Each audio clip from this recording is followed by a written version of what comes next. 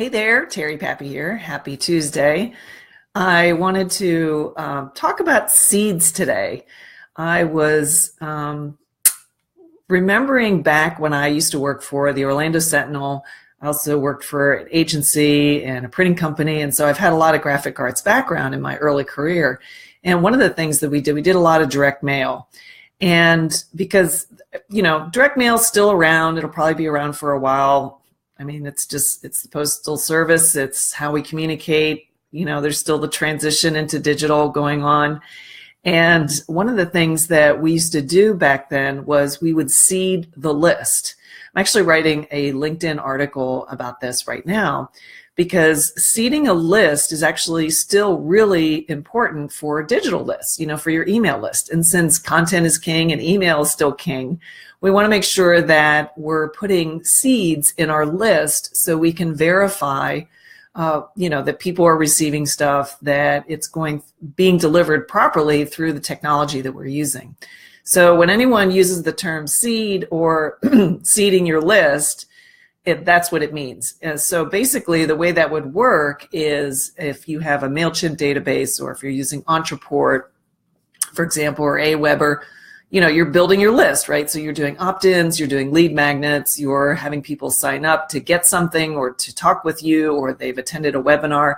However, you're driving traffic to opt-ins to get people to join your list so you can start building that know, like, trust through a relationship.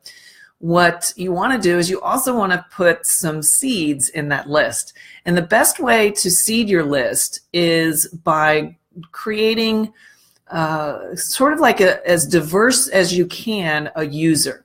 So we're strictly talking about the online, but back in the old days when we did it with print, the reason why we had seeds was we were let's say, for example, it was a direct mail campaign of postcards, and we were mailing these out to recipients which were usually developed either from lists or they were pulled, like, for example, in the newspaper, we would do drops to zip zones. So zip zones were groupings of zip code areas where we were targeting specific, like demographics and whatnot. So the mailing house would build the list.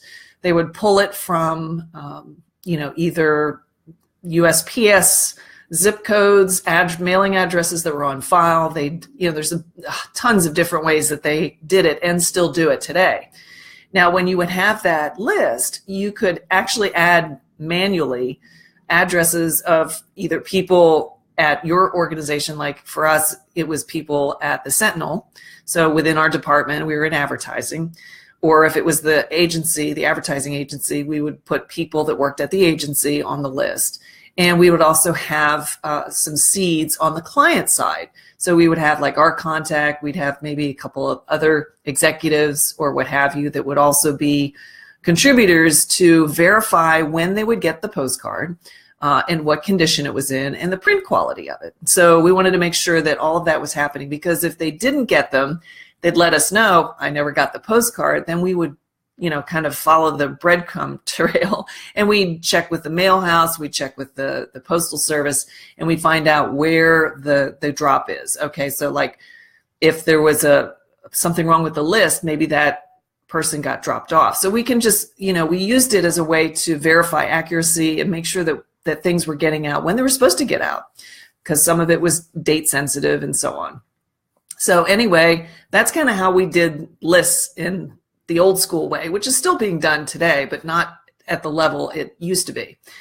For email, what you want to do is you want to make sure that the technology is delivering accurately, but you also want to make sure that what you're sending out renders and is legible in the devices that it's going to. So when you pick seeds for your email distribution list, what you want to make sure that you do is get people that have Android, that have Apple iPhones, iOS, that can also look at stuff on their tablets, that also can look at it through digital. So you want Mac and you want PC, and you want people to use different browsers. So if their browser's Chrome, or if it's Safari or Firefox or any different type of browser, you want to make sure that everything is rendering good And another, like if you've got really good seeds, or in other words, if you have good relationships with these people, and they could be friends, they don't need to be part of your business. They can be friends that just want to support your success and like seeing what you're working on. I call them friendlies. You know, they're kind of interested in your content, but they're more interested in you and your success. And they're happy to spend the 2 or 3 minutes to not only receive it, but look at it and maybe forward it back to you. So a lot of times what I do is I actually ask them to take a screenshot if there was something weird about the way it was displaying, or if for some reason it went into their spam folder. You know, those are things that I can actually do something about on my end. You know, I can either, you know, make sure that people are white labeling the email list, you know, the recipient, or other means to make sure that they're able to actually view it. So that's why I like using good tools that are proven email distributing tools like MailChimp or Aweber or Entreport. There's many others that are just as good, because what they'll do is they'll make sure that the design that you're using is actually a design that is going to display well, because you want people to read your stuff, right? So that's just something I wanted to share with you. I think it's just one of those little details that sometimes gets overlooked. And when you're first getting into doing really good email marketing, make sure you've got seeds on your list. And you don't really need a lot. It really doesn't matter. I mean, you could have a list that's 100 people, or, you know, 5,000 or even more, and still only have maybe 3 or 4 seeds that you can, you know, actually will be responsive.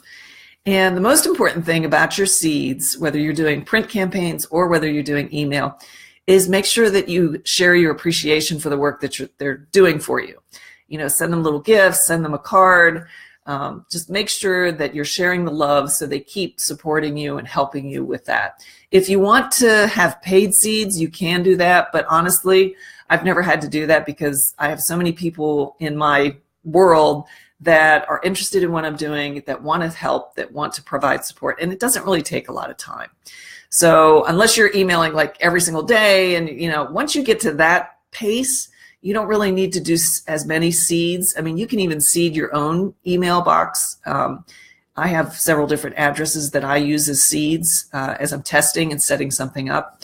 So that's another thing you can do. You can use your own email addresses. So there's a lot of different ways you can go ahead and do it, but make sure you definitely seed your list. I'm going to put a link to the LinkedIn article that I'm writing about this. And if you have any questions about seeding your list or anything about email marketing, just let me know. Terry at better3.com. Thanks for stopping in. I appreciate it. Take care.